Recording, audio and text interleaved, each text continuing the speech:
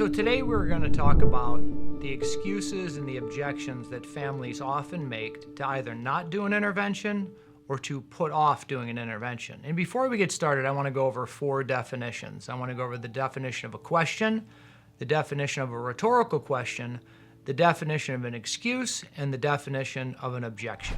The definition of a question, per the Merriam-Webster dictionary, is, and keep in mind, a question can be a noun and a verb, and there's a huge difference.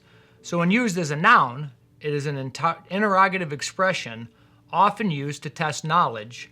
A question, when used as a verb, is used to dispute or doubt information. And we're going to get into that later, because what you will start to realize is that most families ask us questions in the form of a verb, which is somewhat it has objections in the questions. A rhetorical question is a question that's not intended to require an answer. An excuse is, when used as a verb, are to make an apology for, to remove blame for, to forgive entirely or disregard as the trivial import, and to grant release to. When used as a noun, an excuse is used to offer justification or grounds for being excused. And anybody watching this knows that we often, as family, make excuses for our loved ones and sometimes even other family members' behavior that goes against one getting well. And then, of course, an objection. And an objection is an active objection. In other words, it's a reason or an argument, and it's presented in opposition, a feeling of expression or disapproval.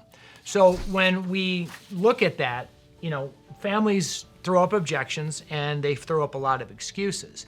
We find that when we're on the phone with a family during a consultation, we are spending far more time handling a family's objections and excuses to not do an intervention than our interventionist ever will handling objections and excuses for your loved one with substance use or mental health disorders to accept help. So I want you to think about that. I really want that to sink in.